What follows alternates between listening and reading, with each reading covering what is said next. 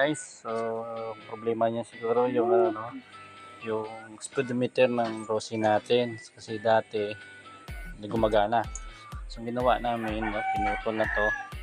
So dito naiipit siya dito yung wire kasi yung nagka-problema itong pula na wire ng speedometer natin. So nakikita ninyo guys, so itim-itim oh.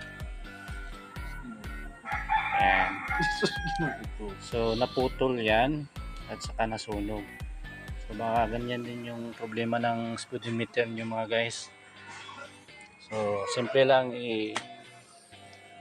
troubleshoot nyo muna sa wire.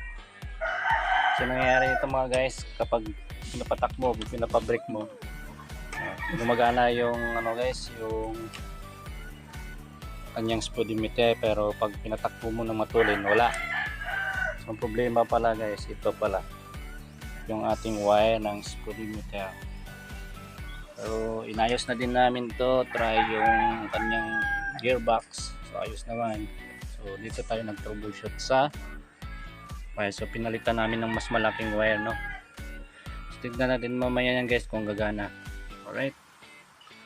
Alright, so guys, ito na, no, nilagay na namin yung jacket niya sa ano. Susubukan natin ngayon ikutin. Wag na, ito muna. Sige, kung ito ikutin yung gulong guys, gagana siya. Lakasan mo guys. Wala pa rin guys. Wala pa, sige lakasan mo ah.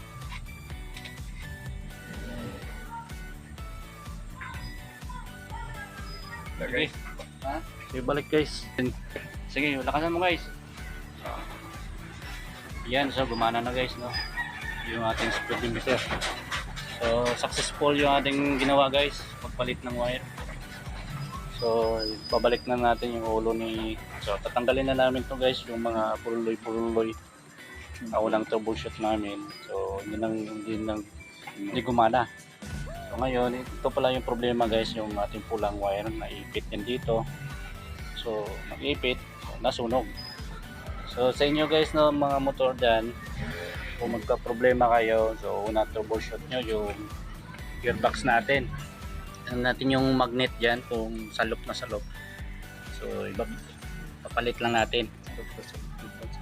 Siyempre itong ating wire ng speedometer, no. So atin i-troubleshoot kasi dito yung may problema. Right, so back to my channel mamaya guys.